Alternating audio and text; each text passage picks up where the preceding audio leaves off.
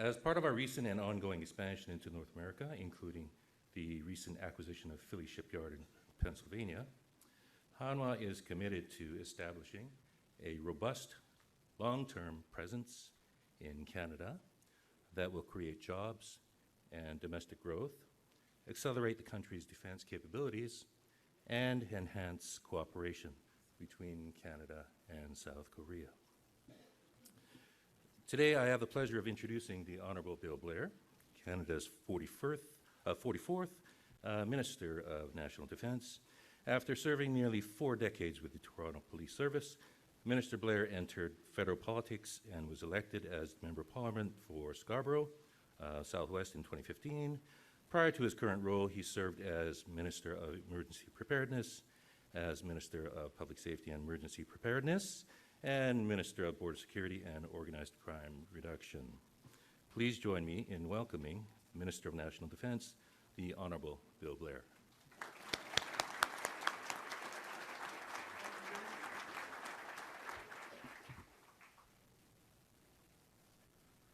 Thank you very much, James, for that very kind introduction. And when people go through all the things that I've done in my life, it makes it sound like I can't hold a job.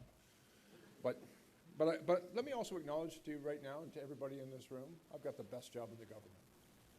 The opportunity, frankly, the privilege of being the Minister of National Defence for Canada is an extraordinary privilege to me and a great honor. I am seized with my responsibility to my country, to our allies, and most importantly, to the Canadian Armed Forces. I hope that you can see that reflected in the work that I've tried to undertake. And I hope you'll also hear it in my remarks, but it truly is a remarkable privilege. Again, thank you, James, for the very kind introduction. I also wish to acknowledge we're gathered here today on the traditional territory of the Algonquin and Anishinaabe people. I want to thank Dave Perry for his kind invitation. The second time I've had an opportunity to come before this table, and I see Dave sitting there beside me in what has also been termed the hot seat, and I'm looking forward to a little bit of time in that seat. But I also want to express my gratitude to the Canadian Global Affairs Institute for hosting this important gathering, the important discussion and dialogue that can take place here. I am very grateful for the opportunity to speak to Canada's defence industry. So many of you of whom are representing that industry in this room. Our relationship with industry is important. Even when we wrote our new defence policy, I recognized my responsibility to also write industrial policy into that document, because the relationship with each and every one of you is the key to our success. You are the people that help ensure that the Canadian Armed Forces have the capabilities that they need to defend our country, our people, and to live up to our obligation to our allies and friends around the world. But in order to achieve those capabilities, and you'll hear me talk a little bit about not just what we need to do, but how quickly we need to do it. I've been accused of being a defense minister in a hurry, and I confess I am in a hurry. But being in a hurry also comes with a responsibility to spend Canadian taxpayer dollars wisely and to get the best possible return on their investment in defense. And that is going to require not just simply that I be a good customer to all of you, but I have a strong relationship with you. And that relationship requires that we understand each other. That I understand the challenges that you face, and that you understand the challenges and have a good understanding of what we're trying to achieve. And when I first got this job, one of the very first things I did is I went to industry. And I told them I understood what I needed to do, but I also knew I needed partners. And so I asked, what do you need from me? And industry was pretty clear. And they said, we need certainty and clarity from you. We need the certainty of where you're going. We need to understand exactly what it is you need to acquire. But we also need, for us, the reassurance of long-term contracts. And we're going to need investment in our production lines. We're going to need investment in making sure that we have access to critical supplies in order to get that done. And really what the conversation for me brought me to is we're going to need a new relationship that can't just simply be transactional, but it needs to be strategic. We need to talk to each other. We need to become better partners to each other.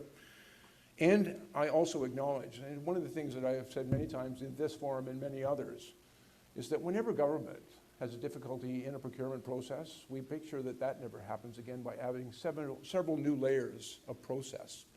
And as a consequence, over decades, we are buried in our processes and those layers of protection.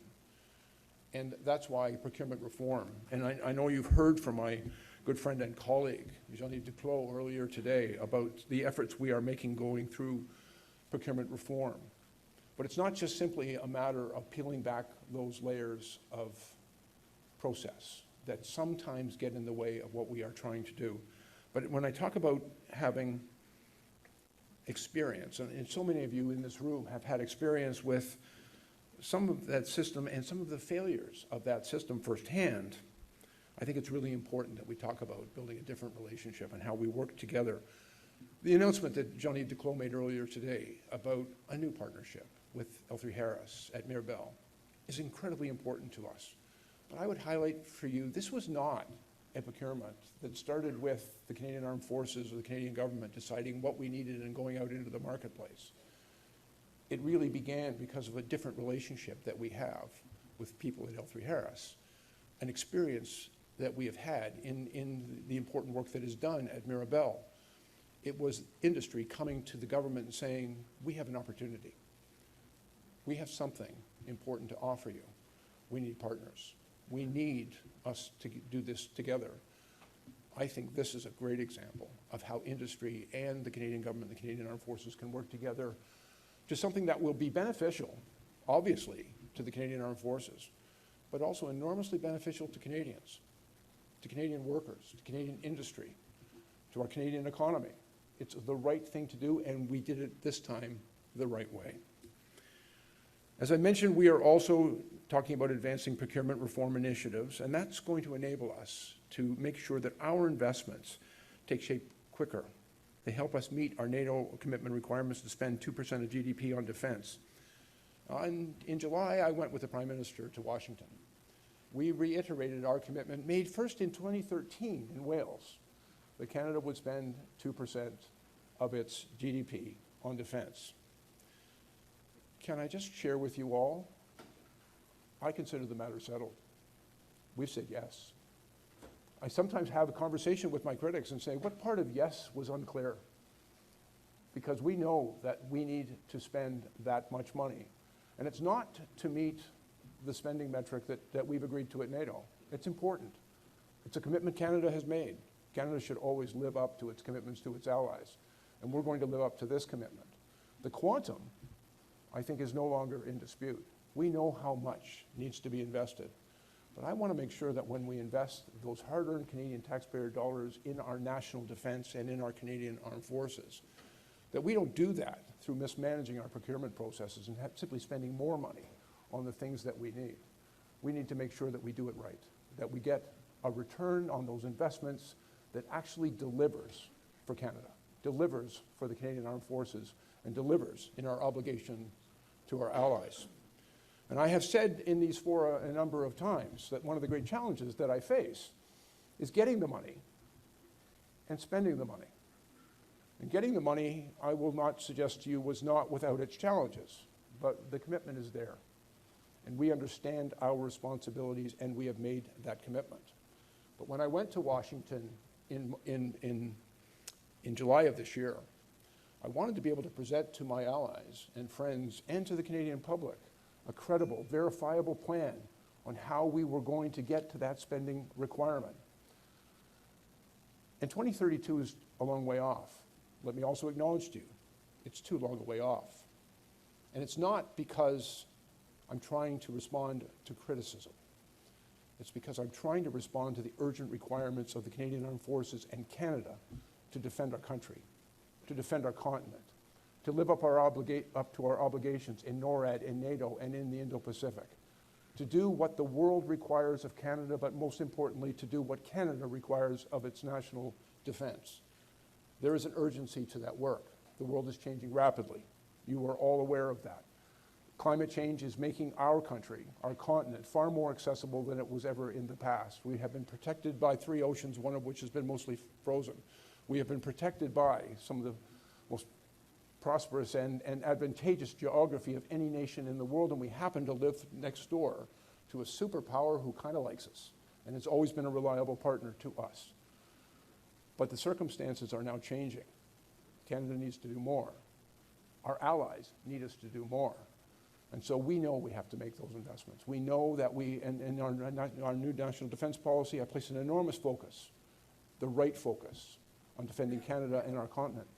And so we're going to spend more money on creating real new capabilities for the Canadian Armed Forces in our national defense. We're going to spend more money with our allies in making sure that we have an integrated air and missile defense, appropriate maritime sensors and surveillance capabilities in all of our oceans, that we know that we have to make significant new investments, and perhaps most importantly, we also know we're going to need great people to do that.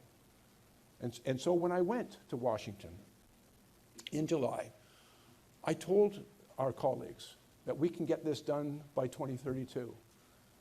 I also told them we recognize we needed to go faster. But I'm not going to be able to go faster without a lot of help. And it's one of the reasons I've come to this room, is because I need help from industry in order to make sure that we move forward on these procurements more speedily. And as required, we're going to have a different relationship with industry. We're also going to have a different relationship with our allies. I just recently returned from Halifax, where I had the opportunity to sit down with the congressional delegation that was in attendance there. And quite naturally, they said, we need you to get to 2%. And I've told them, you're pushing on an open door. The answer is yes. We get it and we agree. But I could use some help going faster. And just for example, I know that in the next 4 years, I'm going to be required to spend tens of billions of dollars with U.S. industry, and ideally, U.S. industry well integrated with Canadian industry.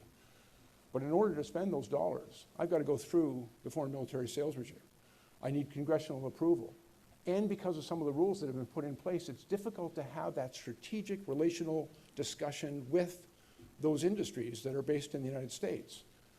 And so I've asked the congressional delegation, I intend to ask the new administration for some help here. The answer is yes. We know we're going to spend the money. I don't see this as a threat, and I'm not having an argument with anybody. I'm asking for help. I need help. I need help from all of you. I need help from our allies. I need help from the leadership of those industries to find a better way, a smarter way, a quicker way to make the investments that I acknowledge to all of you Canada has to make and will make. But in order to do that, we need to better understand each other. We need to be better partners together. It's one of the reasons I'm here. I'm also advising, I've had great discussions with many of you. I've also had great discussions with your associations who are extraordinary and excellent advocates on behalf of your industry. But I'm trying to find a different and better way to do business. And so I have asked my people to set a new table, to establish a table for ministerial CEO discussions with industry. Because I want to talk about, what do you need from me to help you manage the risk of the investments I require of you? You know, I'll give you an example. I need to really increase production of ammunition in this country. I acknowledge its complexity. It's going to require significant new investments in production lines. It's going to require that we be very thoughtful about ensuring that we secure all the supply chains that will be required to support those new production lines. It's going to require additional workers, additional investment. Industry has said to me, we need the certainty of long-term contracts. In the 24 budget, I went and got that money, almost $9.8 billion, and certainly about $1.5 billion almost right away. I'm ready to sign contracts with industry. But they've told us there's a lot of risk for us in this. And can government share the burden of that risk? And I need to have a better understanding of how we do that together. Because I accept the point. We need to do that. We also need to make sure that when I sign contracts anywhere in the world, many of you are probably aware, back in April, I really wasn't allowed to talk about submarines. By July, I got the government to announce that we were going to buy 14 of them. 12. You can all see where I'm going. That we're going to buy 12 of them. And in September, I went to an RFI out into the marketplace because I'm looking to buy a submarine. But let me acknowledge to you, I'm looking for something that's already in production because I'm in a hurry. But I also recognize that 70% of that procurement is going to be in sustainment. And that's the great opportunity for Canadian industry, for Canadian workers, and for the Canadian economy. And so when I've gone out to the marketplace, and I've gone around the world, and more importantly, my admiral's gone around the world, to talk to those who build great submarines, and I need 12 great submarines.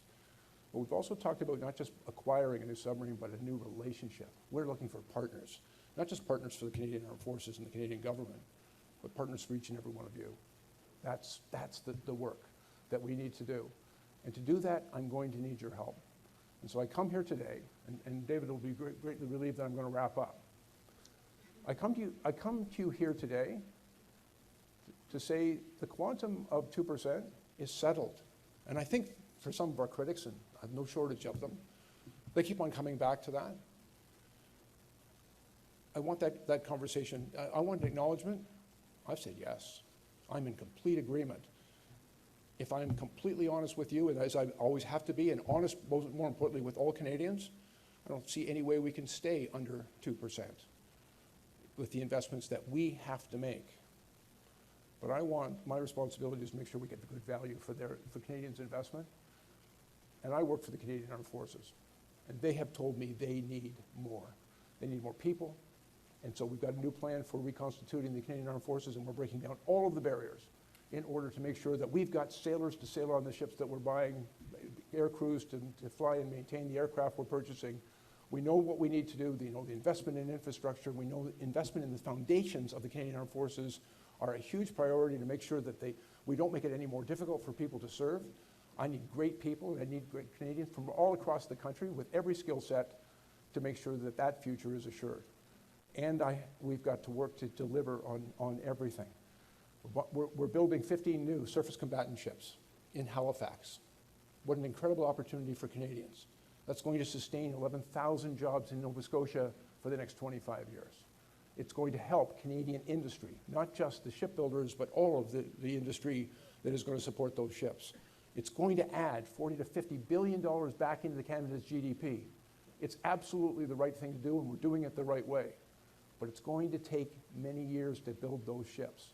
I want to make sure I've got sailors to sail on them as soon as they come off the line, and everything we can do to accelerate the acquisition of those new ships, those submarines, those F-35 aircraft, and the literally thousands of procurements that we need to make, I'm not going to be able to do without your help, without your advice, without your partnership.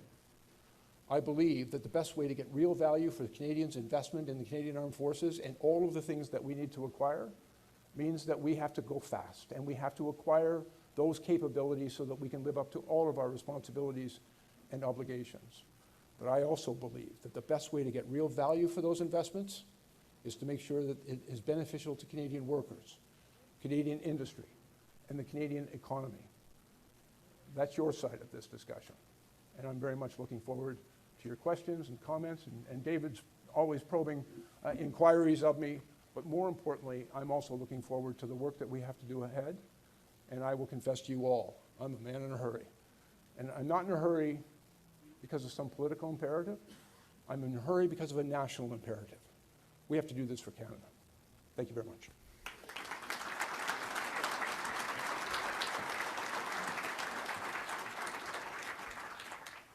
Well, Minister, I think you've made quite clear that you're in a hurry. I'm in a hurry to get you to answer a few more questions. I think maybe I'll start. So I think everybody should be clear that the quantum on the 2% discussion, that's settled.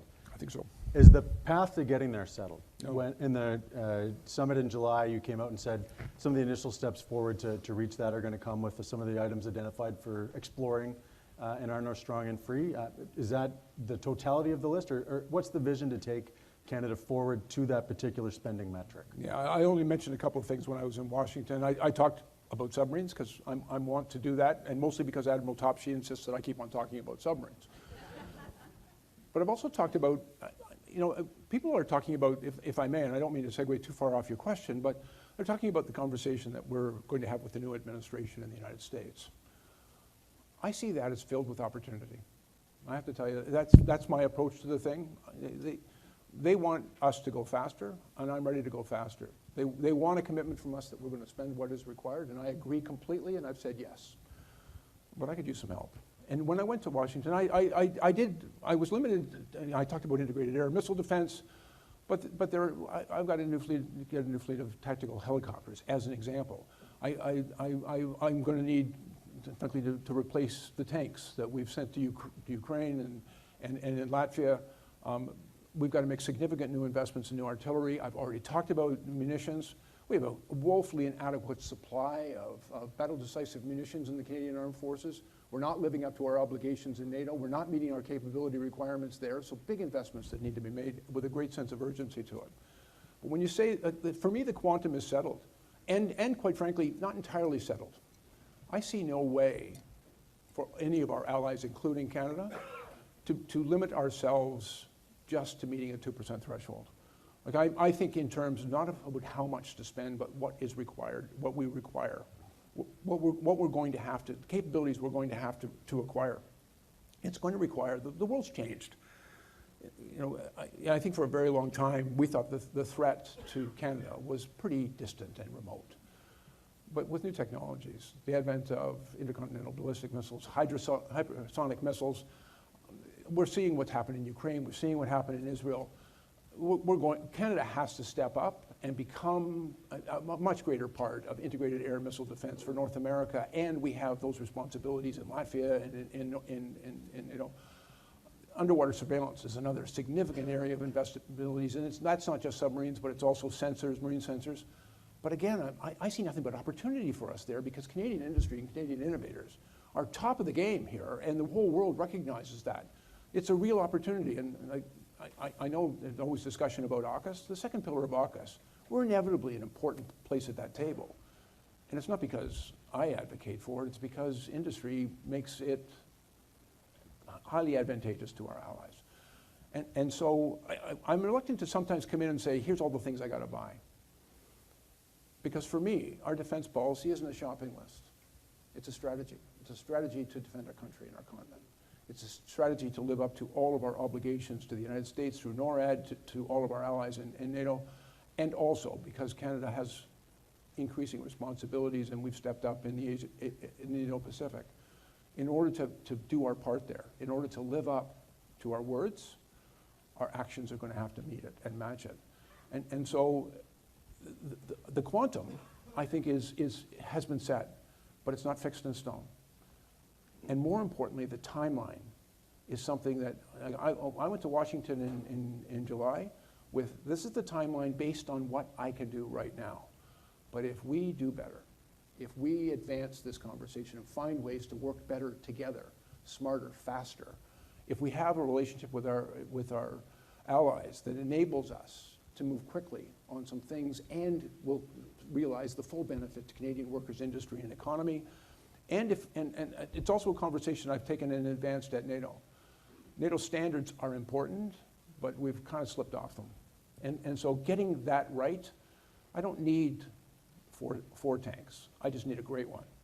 And we also see real opportunity for interoperability, exchangeability, and that means better collaboration between Canadian industries and international industries as well. It's one of the reasons I've also been entering into really important discussions with our allies and friends to make possible the relationships between our industry and our innovators with their industry. I think there's huge opportunities in this, and I want to seize that opportunity, and I think we're well positioned to do that. Sorry for the long answer, David.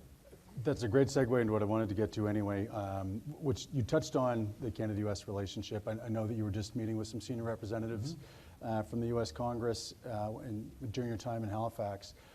You touched on the ask for them to help expedite some of the work that we're doing through some of the existing arrangements with foreign military sales and others.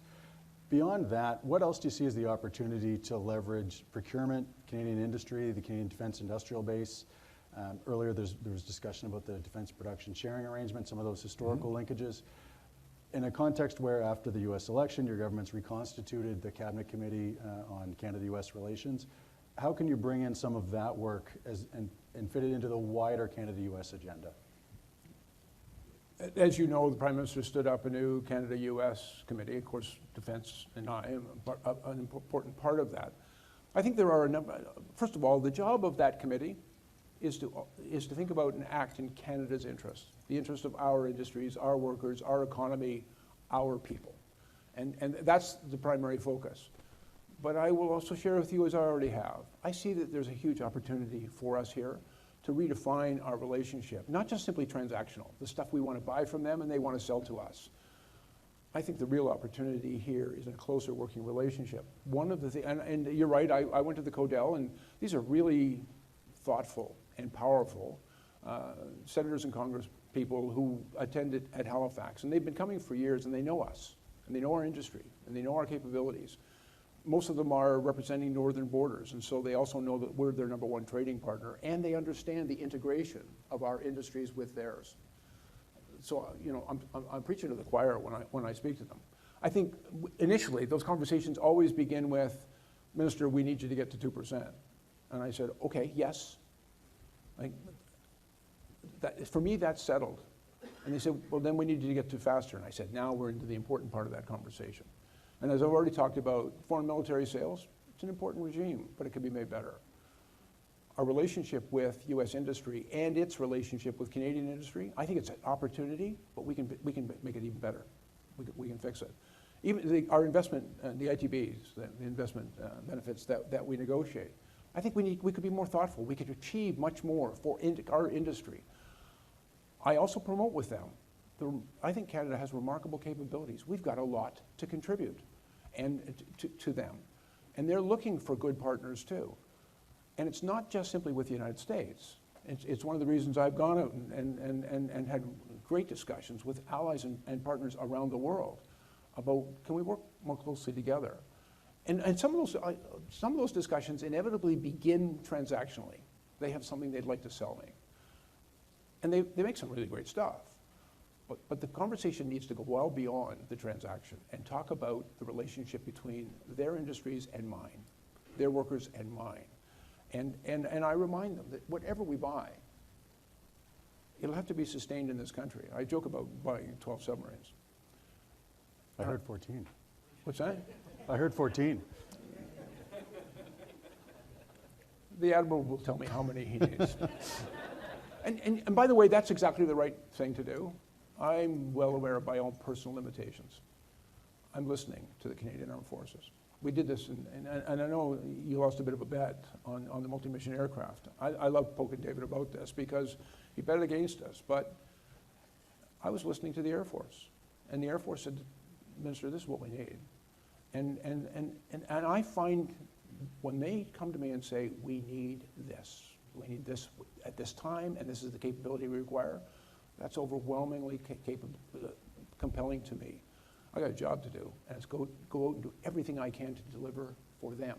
And I got a pretty good team of people that get that. And so we're set out to deliver with them. It wasn't an easy call, the choice to go with the Poseidon P-8 as our multi-mission aircraft, but it was the right choice.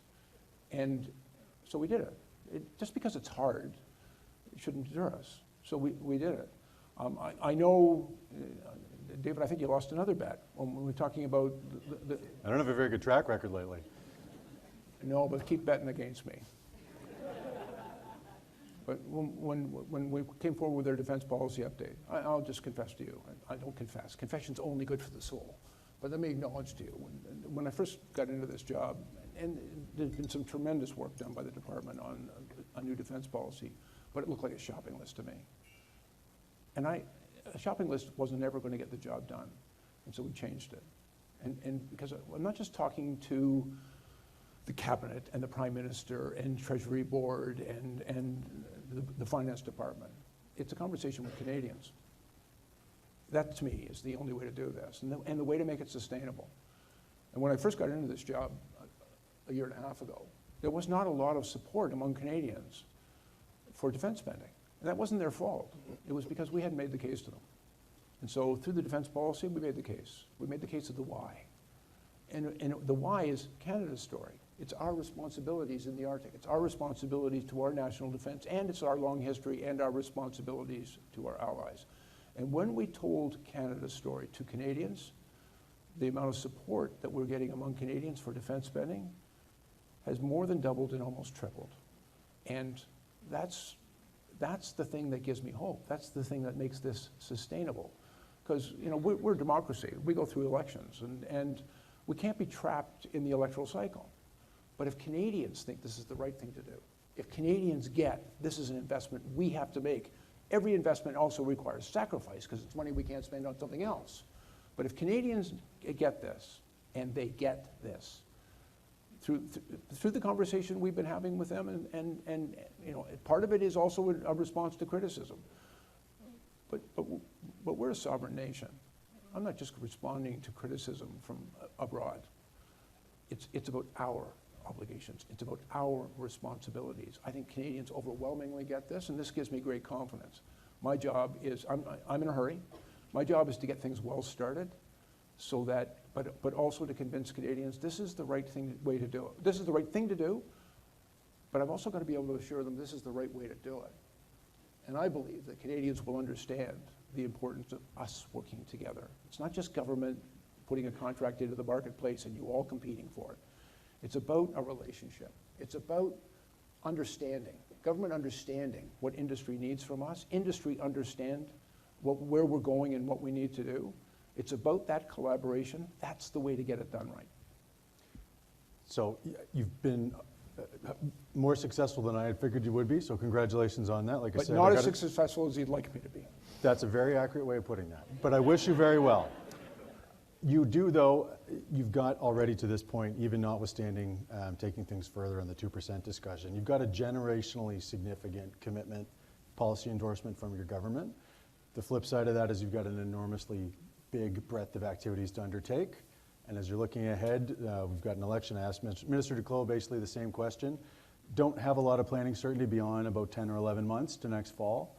As you're looking at all of that, where are you placing your priorities with the planning horizon that you've got in front of you? Yeah, my first priority is people. Not much point in me building 15 new destroyers, buying 88 new fighter aircraft, even buying the, I won't get the number right, but it's about up to 16 P-8s. I don't like this up to thing because I always go a little bit beyond what the requirement is. But not much point in doing that if I don't have the sailors and the marine techs to sail those ships, if I don't have not just the pilots but the flight crews to sustain those things, and if I don't have the infrastructure that is required to support all of those people and that work. And so for me, it's foundational stuff. It's not really sexy stuff. It's not stuff that people get excited about. And governments love to make announcements. We're going to build ships. We're going to buy planes. The hard work, the real hard work, is making sure we get the people, because people are everything in this business. I've been really gratified. I think I was at another similar forum, probably in this building, where I used the term death spiral. I wasn't trying to be provocative. I was trying to get people's attention about something that really needed to be done. I've got their attention.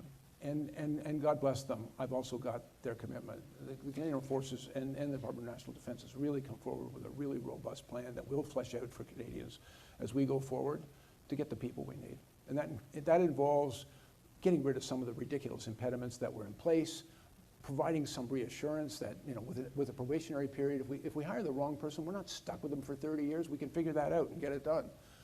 To make sure that, as well, the impediments that people experience, they make an incredible choice to serve their country, and then we make it really hard for them. So let's give them access to decent housing, medical care, child care if they need it. All of the things that make them able to serve. And the Canadian Armed Forces is going to nearly double its intake of people. And every nation in the world, by the way, is struggling with this. I've gone around the world and asked them what they're doing. There is no idea so good we won't steal it.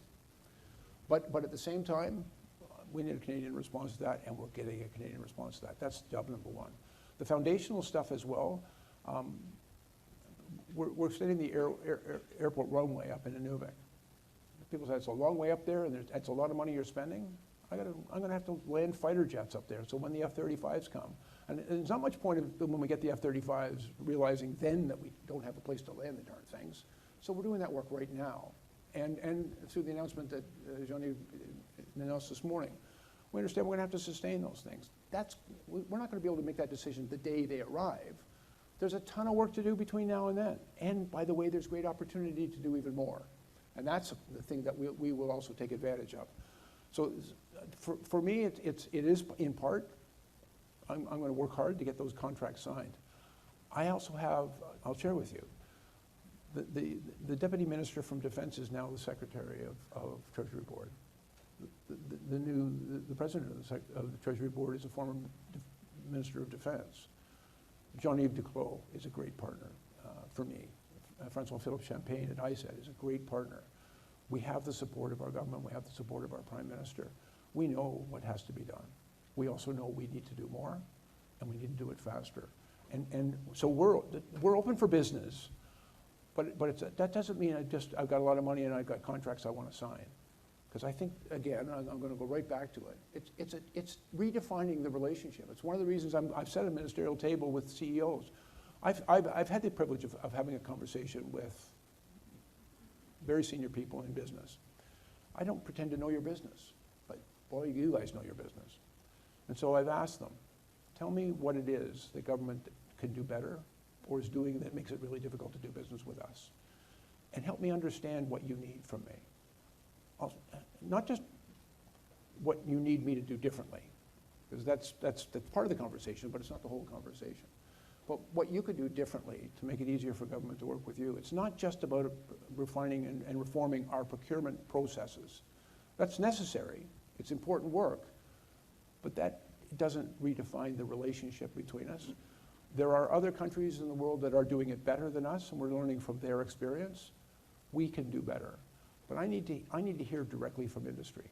I really want a partnership. And when I go around the world and say, all right, I'm interested in buying some of the things you guys produce, I want to make sure that when we make those acquisitions, we're also making sure that we fully integrate Canadian industry, Canadian innovators, Canadian workers, and the Canadian economy into those acquisitions. And so I think there's a huge opportunity. All of it's a priority.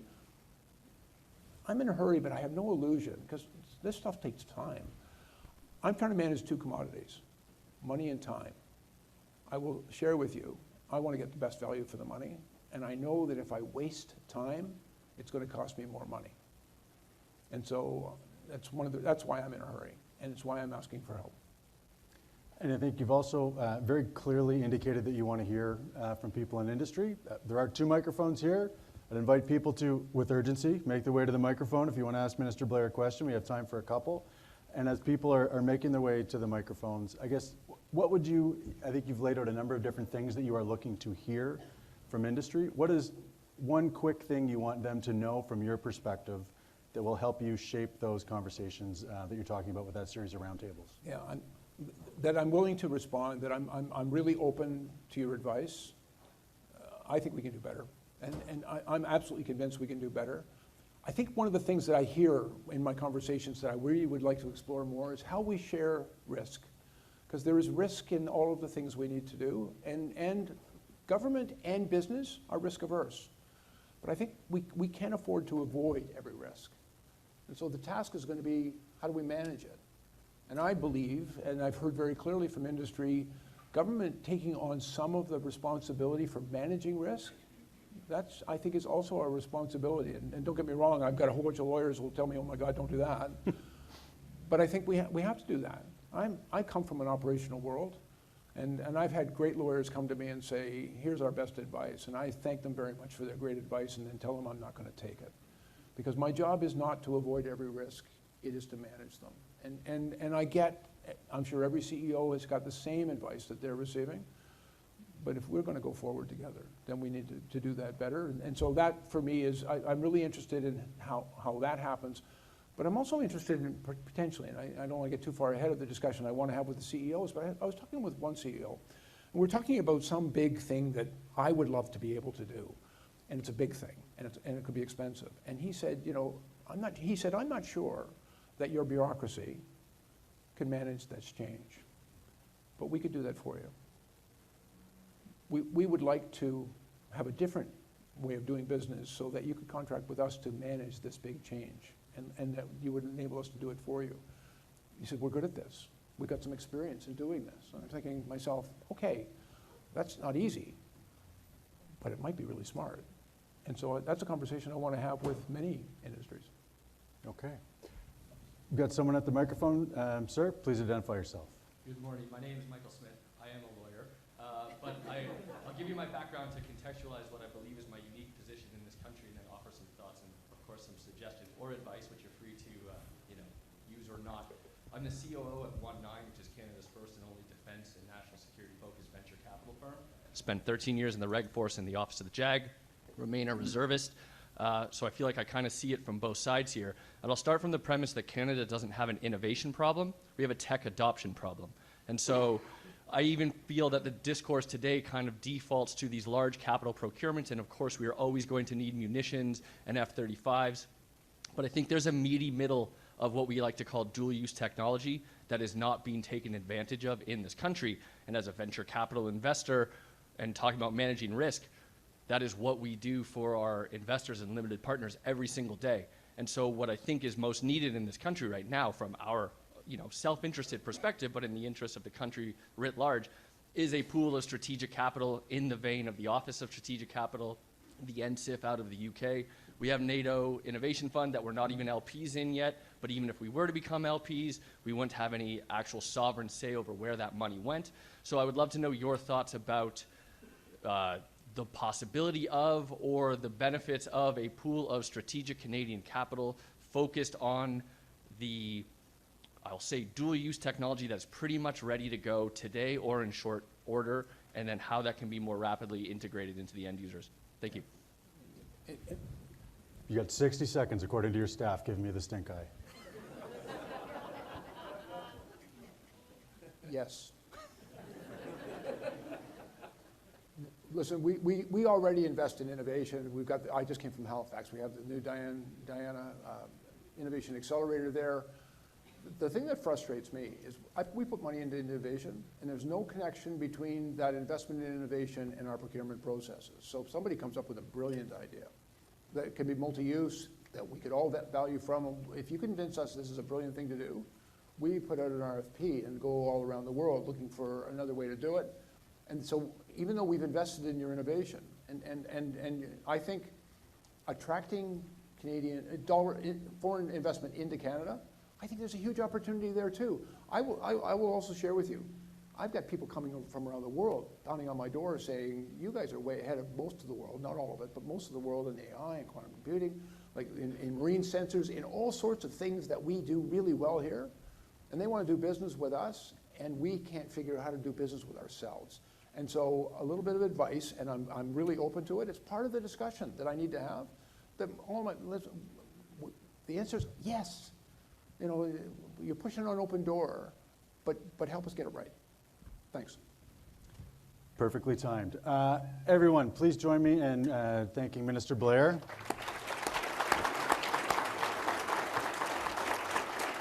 And on our behalf, thank you for the time, thank you for the leadership, and I think as much as anything else, thank you for the expression of urgency. Thanks, David.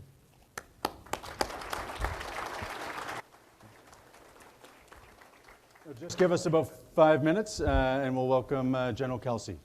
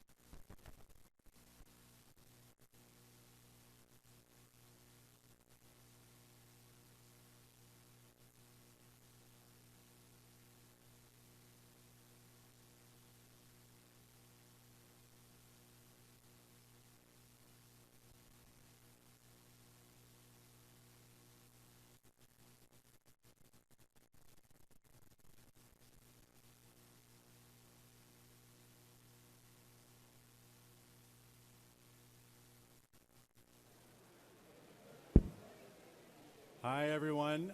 Can I invite everybody to take their seats again? Thank you so much. Lunch is coming up soon.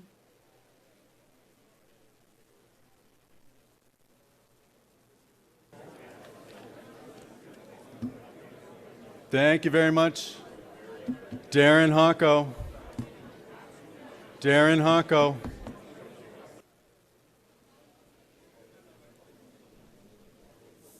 Thank you kindly, everyone. Richard Cohen. Richard Cohen. Richard Cohen. Richard Cohen. Thank you. All right. Okay. Thank you very much, everyone. We want to jump right into the next session with our recently newish Vice Chief of Defense Staff, Lieutenant General Steve Kelsey. To introduce General Kelsey, I'm going to now invite Dan McKinney from Amazon Web Services to introduce our VCDS. Dan.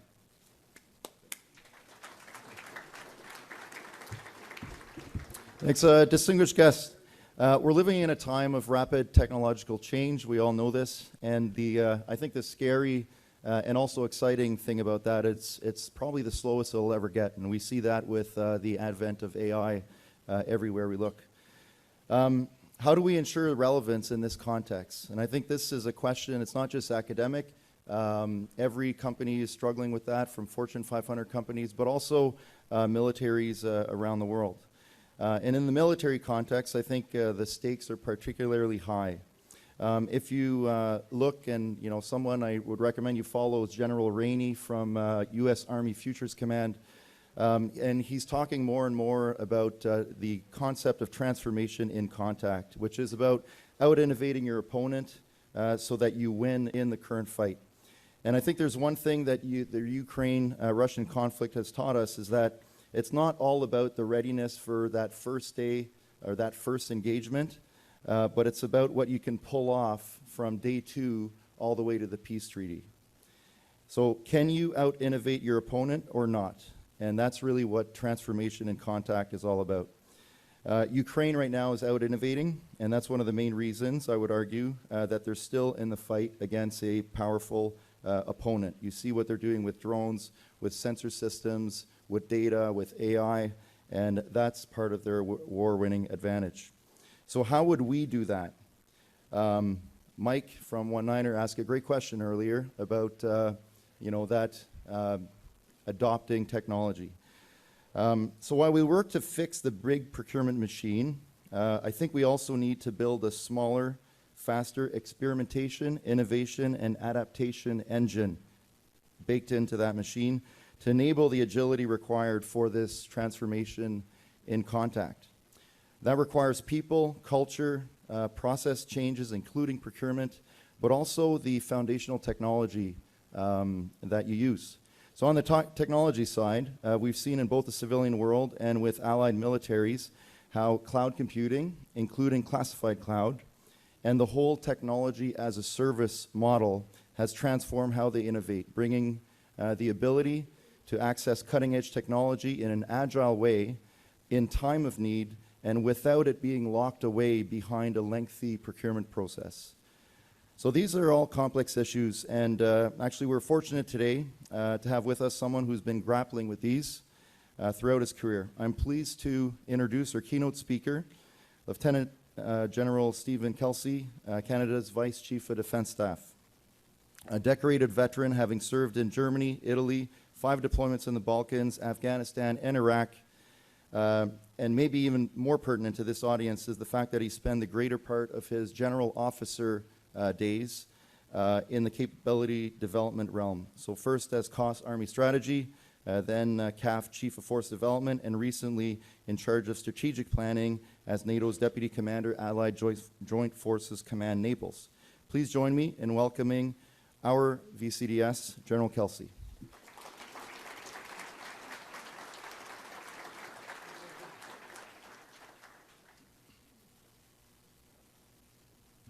It's really too bad that CGAI has trouble filling seats. I was trying to sneak in to watch Wendy's panel earlier. I couldn't find a seat. This is great. It's not intimidating at all to see many of the people that actually taught me how to do procurement and force development. But that's okay, because that's not what I propose to do amongst such an esteemed group. It would be naive for me to tell you what I think needs to happen in procurement. But what I think is worthwhile is probably talking a little bit, demonstrating a little more about self-awareness of how we see ourselves, maybe how you see us, the lens through which we're looking at our current environment, what has changed or what needs to change, and then take questions. Now, I noticed Dave he's gone for a sandwich, I think. He's trying to beat everyone to, there he's right there, geez. So I'm really happy to be here. Thanks, Dave, for inviting me just before lunch, after everybody's been seated for a long time.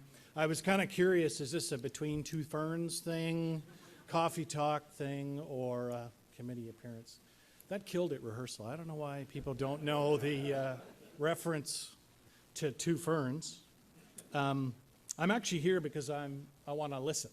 I want to hear the questions you're going to ask, see old friends that I know this business better than I do, but also reconnect such that the honesty happens as we're meeting face to face. I want to recognize not just the audience globally, but I have to tell you that I see faces of folks that know this business much better than I. There's Buck Zwick, who taught me how to do it.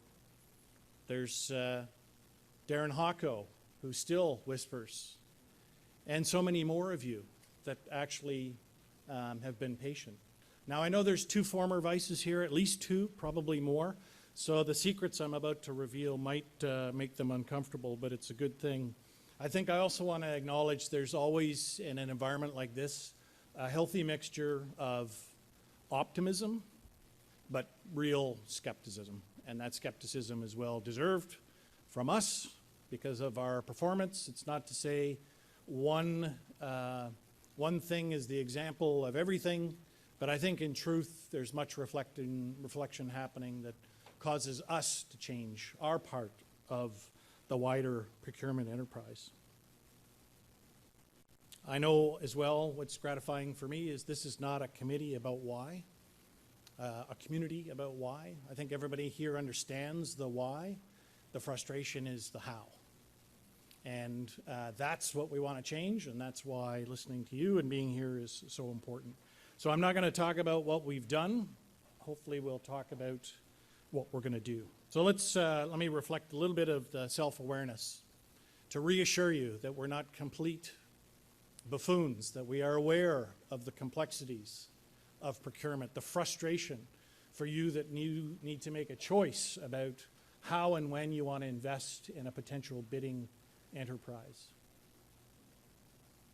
We do recognize that our own procurement system, the defense procurement system that's not limited to the Department of Defense, we recognize that that enterprise is not behaving nor performing in the way it was conceived. It's become so complex for the right reasons, the right oversight, the right mechanisms were put in place, but the net result is it's not performing for any of us. I have yet to meet somebody that said, hey, this is a really good aspect of the procurement system. And there are good things, I'll tell you. But it's not true. It's not performing the way we conceived. Now, the other thing about the procurement system is, and I've had it twice already this morning, everybody has the answer. I've been told twice this morning on what needs to change. And when everybody has the answer and it's different, nobody has the answer. It's the reflection of this enterprise we've created that we're all part of that is not performing the way we want. And so now is the time to change the elements that we can change. So let me describe, maybe, as we're getting a little tired, we're getting ready for lunch, maybe it's useful to understand the change that we hope to affect inside our system is to understand the lens through which we're looking at things. So you've heard the question was about priorities. One of the best things with my extensive 10 minutes in this job is I've learned that I don't actually have priorities. I have two bosses, and it's their priorities are what I fixate on. Now, it's an unusual setup just in that descriptor. Yes, we have a deputy minister and a chief. One is the requirements, one is the money. They surprisingly both have exactly the same priorities. People, readiness, modernization. They'll communicate it differently. They'll talk about different elements of it. It's people, readiness, modernization. And this is where each of you can see yourselves in all three of those aspects. But their priorities isn't my concern. I look, and our team looks. We've got CFD here. Darcy, I just saw you. CPROG is over in the corner, and I think Pete is with us online, Pete Daw. Our focus is about translating risk into, or translating priority into risks. It's about implementation. Perhaps disciplined execution is the way to frame implementation. And it's about prioritization. Perhaps ruthless prioritization. Now that's all academic. That doesn't actually satisfy, does it? Doesn't help you with understanding where we're at. So I'll tell you what preoccupies us that are focused on implementation on a portfolio as large as ours, with 396 major capital projects in motion, 128 different programs, not talking about minor capital. This machine, this gonculator that we've created, this portfolio, is complex. So we need to zero in on the priorities that will help understand where, if we had $1, we would spend it, and if we have $1 less, where it's going to come from. So the lens that I look through everything is about the mission. So we have the chief and the deputy's priorities, but it's what is it that we're doing? Quite simply, it's the defense and deterrence of North America. And to do that, you need warfighting advantage. And warfighting advantage is the language I'm using with great intention. It is not where we were when we decided to contribute and make a difference in the world, and we optimized our system in terms of how we equipped, how we trained, the people we selected. I'm talking about warfighting advantage. I'll come back to that. But the warfighting advantage specifically is not for every aspect of this massive portfolio. I'm talking about the 4 contested areas of warfighting that we need to protect, that we will also preempt or disrupt with the enemy. And those 4 areas are not a surprise to anyone here. There's major capital programs that we're trying to undertake and projects to help satisfy those deficiencies and vulnerabilities. But command and control is what we need to have absolute advantage around, and it's the thing we need to protect the most in order to do what we need to do. It's precisely the same thing that we're going to target for our adversaries. That contested nature of that warfighting domain is what preoccupies every decision, every resource allocation, every consideration of a project, a program, a requirement, or an option. Command and control is warfighting advantage. Fires is warfighting advantage. Joint fires, specifically. Enablement is warfighting advantage. And the one that we all recognize and we see every day and we're competing in, but we don't actually have a coherent plan around, but the 4th contested area of warfighting advantage is information advantage. Whether it's data or the information environment, where we're competing narratives and trying to understand how facts look, how it's segmented, who's listening to what, which instrument. So if you want to know what this 10 minutes in the seat, where the focus is across this massive portfolio, I think every day about how do we enhance warfighting advantage across the 4 contested areas of warfighting. Rest assured, I'm not that smart. Somebody smarter wrote about this. It's either the U.S. Joint Warfighting Capstone concept or the NATO capstone concept. But if you look at our own force capability plans, or at least talk to those that are able to describe it at an unclass level, it's exactly what we're talking about. So what does that mean for what we do day to day? What does it mean for you, industry, you academics, you policy friends, the community that represents national defense and security here. Everything, when you have a portfolio as large as ours, everything we do needs to be distilled to its essence. We can't keep doing what we've been doing in the way we've been doing. And what I'm describing is mindset. And while everybody, two people today, everybody has an idea what needs to fix or change or evolve in the procurement machinery is probably right. There's a little bit of authorities that we could look at. There's a little bit of discipline missing. There's a little bit of change fatigue. There's a little bit of sequencing. Before you get the money, you got to show us the work and get it costed. There's all that that's true. But I think the single largest thing that needs to change in the procurement, this is the talk in this town. This isn't me. This is within our department. It's the sponsors. It's the implementers, PSPC-led, Treasury Board. Everybody is talking about the significant difference needs to be about mindset. How we are looking at the vulnerabilities that we need to close and the tempo with which we need to close those vulnerabilities. It's not about 2%, but it's about 2%. That's a policy number. Fantastic. Love it. Super excited. It's not about that. You've got a panel this afternoon to explore that. It's about what's the plan to have an assured level of funding that stems from that. Not the machinery that we've created where we have to have a mature project to propose to fit it into a framework.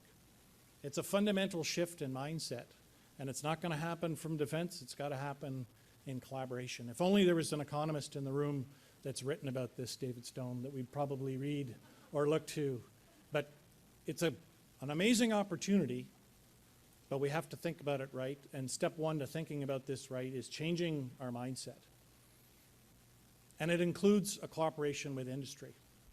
We want you to make money. We want you to make money in Canada. We're good with that. Just remember what we're looking at. We want to close capability gaps and the priority that we see against the vulnerabilities that we know as fast as possible. And there's a whole bunch of machinery in between, and there's always opportunity to work together. There's examples where we've gone really fast and got it right. And there's other examples where we've gone really fast and we've got it wrong. We've gone really slow and we've got it right. And I'll just leave it at that because we've gone really slow on some stuff, and we know that we together are much better than that. Here's what I've learned in 10 minutes of being your vice. Number one, we don't see ourselves. Now, what I mean by that is we have pockets of outstanding talent, devoted people that understand their piece of the enterprise. But as a whole, we're not really a digital enterprise. We don't know all of the data together to make evidence-informed decisions. What we rely on is really talented, experienced folks and military judgment. And that's good. It will always be the final decision. But sometimes we don't see ourselves because we're either blind to certain aspects or we don't have the intelligence, ... of any form to point us to a prioritization or a different way. We don't, and I know this will shock the industry folks, we don't communicate well sometimes. What I mean by that is we have pockets of really talented, really compelling folks, but we don't often explain things in a way that's useful to you, that's useful to decision makers, a cabinet, to show in a way how it's important for Canada to achieve the warfighting advantage that we need. Now, we don't communicate well in writing, at committee, in various forums like this. So that's another area worthy of exploration. And the last area, as I said, we started with we don't see ourselves, we don't explain ourselves well, and above all, I think it's the mindset that needs to change. If we want to together change the entire procurement enterprise to advantage, there's a bunch of stuff that I'm responsible for. Happy to answer that in questions about what we're looking for. It really has to be about mindset. And that's something that extends beyond the defense procurement enterprise. The people inside the enterprise actually understand this really well, but that's not what's going to carry the decision. So you hear it from me. Maybe it's a little bit of holding the mirror up to you for what you already know, but that's what we recognize is the most important step. That's why the minister is talking differently. That's why the chief is talking differently. And if you've seen our deputy minister or DMA, the way she can compel, characterize, and win arguments with her peer group is all based on a narrative of changing mindset. We absolutely need it. All right, maybe, I don't know how much time we have, Dave, but I have a bit more time. I know they're not hungry, so it's fine. Maybe again, just some warming rounds to prime any questions. And I will stick around as long as I can, but so I've given you the lens that I'm looking through. It's got to be about warfighting advantage. It's not diminishing any other program or project that's in motion. It's about if we have $1, what are we going to do? If we have one less dollar, where it's going to come from. We talked about or introduced what I've kind of learned a little bit, but maybe I'll just accentuate the part that I missed. Number one, we have talented people. We really do have talented people in the procurement enterprise, but maybe they're not quite empowered to fulfill that talent just yet. And that's an internal to defense thing, but it's also an enterprise thing. That's the open conversation. We have the talent. We've actually had some successes. I was a little flippant about some of those successes where we go fast and get it right and go slow and get it right. But there's some innovation worth celebrating. It's just out of balance with the rest of the machine that continues to go through this deliberate enterprise performing in a way that we didn't expect. I told you that everybody has the answer. I'm going to hang around if somebody here, maybe I just listen to Dave. Is this how this works? And the last thing I'll say about mindset that we're trying to change, and maybe you'll see yourself here. The mindset in defense is that if it's something new, then we stick our hand out. You may not be aware of that, but that's certainly how it plays out in government. We have the largest portfolio in the department, or at least very close to. 30 billion, don't quote me on the number, but a significant amount of money every year. We have almost 150,000 people, regular, reserve, talented defense civilians, and contractors that we rely on legitimately and thoughtfully. And yet, we have all this capacity, but if we're asked to do something new, our instinct is to put our hand out. So the mindset has been driven from our contribution warfare days where we go somewhere, it's a decision, we get the resources, we mitigate all the risks, we make very elaborate decision-making processes for mission approvals. Everything was driven about the business of how we've done things the last 3 decades. In the meantime, back in Canada, while we're out the door, we're finding the optimal efficiency for every aspect of our enterprise. If you ask the Army how many labs they have, they'll give you a number. Say it's 800. Sorry, GLS, don't quote me here. Say they have 800 labs. You know why they have 800 labs? It's because they couldn't afford 801. Do you know how many labs they actually need? It's probably closer to 2,000. That's the right approach, the right decision for our contribution warfare. It's the same for the Navy, same for the Air Force, same for the Special Forces. We're in a different environment. So the mindset has to change as much as the way we've organized ourselves. And I think it's less about sticking our hand out for more money. It's about the ruthless prioritization that hasn't happened. We've got lots of money, got lots of programs, lots of projects in motion. I think it's going to take some real leadership and courage amongst our table, not yours, to say, okay, situations change, we still need all of this. Now we're going to privilege a priority. That's a completely different conversation, is it? It's not something that we've seen in the last few years. We can only get there because of what's been playing out here in town. And it's not just defense hitting the table, it's actually everybody recognizing that we've been competing for quite a while with adversaries. And the strategic intention of Russia has been laid bare in Crimea, in Ukraine. So there's an opportunity now. We change the mindset, we use the talent, we listen to you folks, and we accelerate. I think there's tremendous opportunity. It's a very different environment. Step one is we help each other out. Those are the warming rounds. Dave, I think maybe I can stick around if you can. Should we do some questions? And Dave has some, I know, having always got a couple in his hip pocket. Yes, sir. So I'm Lubomir Chabursky from Maria Aid. We are an NGO, and I guess I'll start my question with a show of hands. How many here have worked directly with the front lines in Ukraine?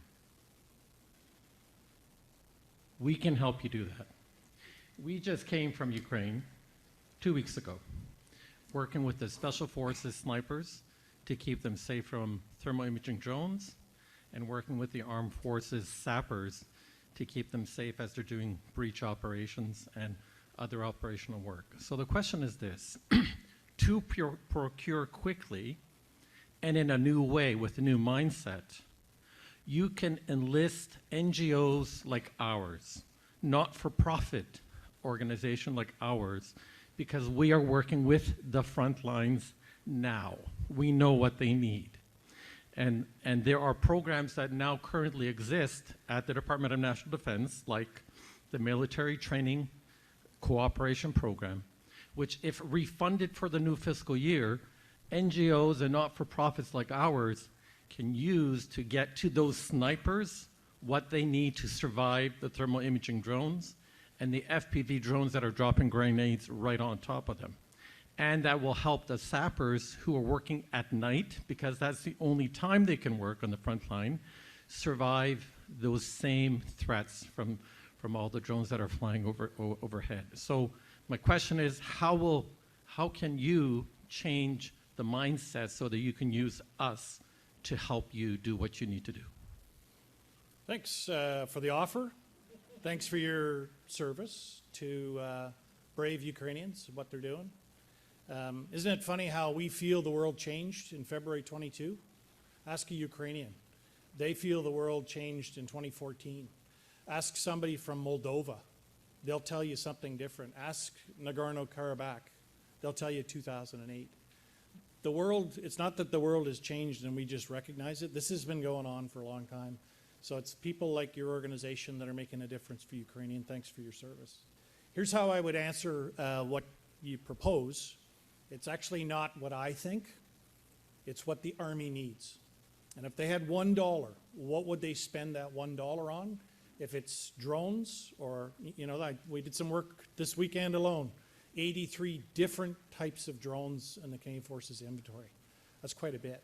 If the Army was to tell us, that's the one thing I need and I need it yesterday, then there are pathways to get there. It's about how we tell the story. It's about how much. It is about volume, dollar value. It is about authorities. I hate to say that, but that's how it works. But I think if we're honest with each other, there may be a stronger nexus about use of drones or counter-drones in Canada-US border surveillance. Isn't that a statement of the reality we're in? There are people giving their lives in Ukraine, but if we had $1, the need might actually look somewhere completely different.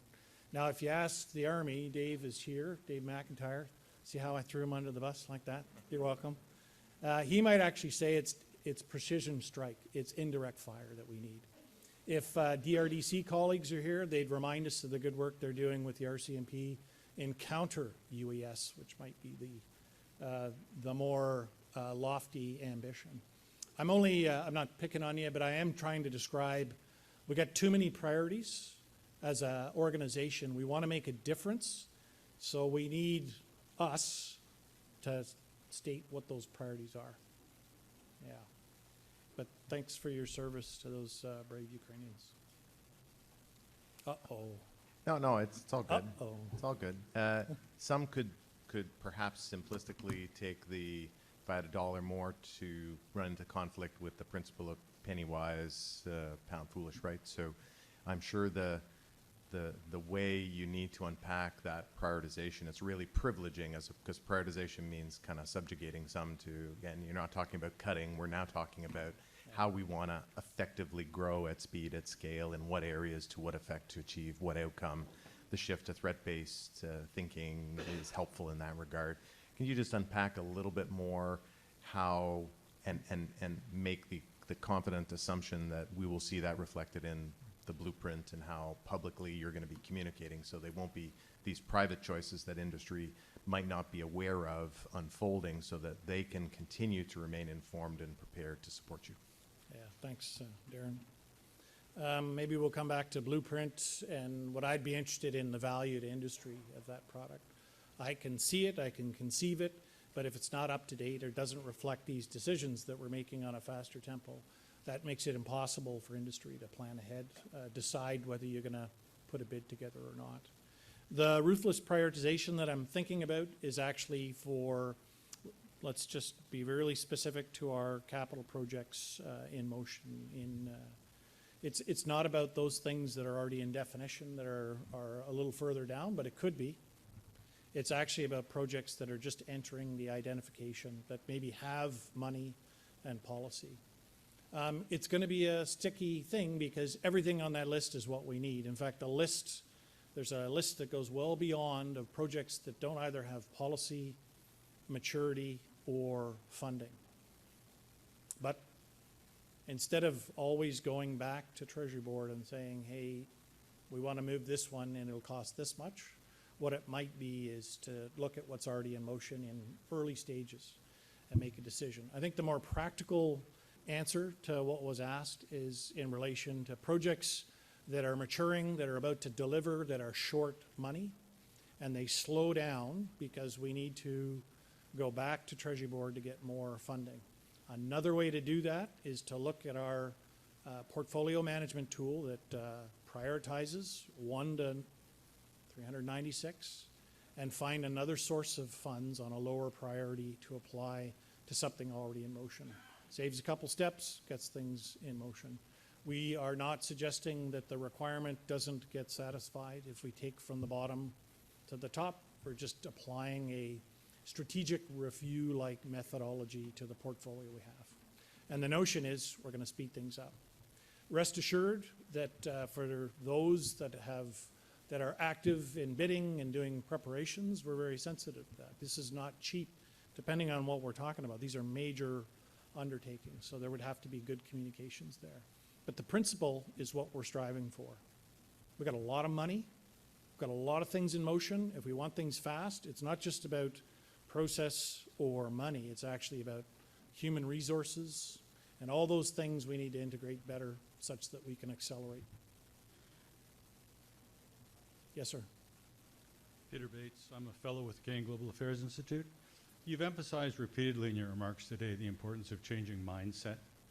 Military leaders in many of our allies, France, Germany, and the UK, have all indicated that we are in a stage preparatory to major conventional conflict, and that's what they're preparing for. Don't you think, I'd like your opinion on the thought that the most basic change in mindset that's necessary at this point, given Russian disinformation campaigns, Russian cyber campaigns, and Russian sabotage campaigns in Europe and potentially North America, is it not time that we accepted that we are already at war, to put it boldly? Yeah, that's an interesting, Peter, was it? Yeah. There's an interesting dynamic that plays out in the town, maybe not in communities of practice like us here. And it's the old construct of peace, crisis, and wartime. And having come from Europe, they're no longer using that language for the reasons that you actually describe. We're actually already competing. We're already at a threshold which would normally be war in information space, in cyber and the number of attacks, and in perhaps economic terms, predatory approaches that affect us right here in Canada. But you're asking a policy question of a soldier. Whatever the tool is that I can close deficiencies in framing, if the advantage is to no longer talk about peace, crisis, and war and talk about competing, confronting, and war, whatever it is, I'm all in. But that would be an interesting policy discussion at Cabinet. And you know us Canadians, we love our splendid isolation, or the belief we're still isolated in splendid form. The truth is, it hasn't been that way for a long time.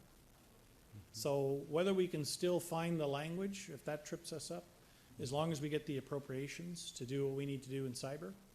And by the way, we're world leading in the collaboration with CSC and to a lesser extent, but we've got some really talented folks in the military that do protect our systems and do things overseas. If we could do more there, whatever the language that works that get us there, I think you'll find us all in. Thank you, Peter. Everybody join me in welcoming and thanking General Kelsey.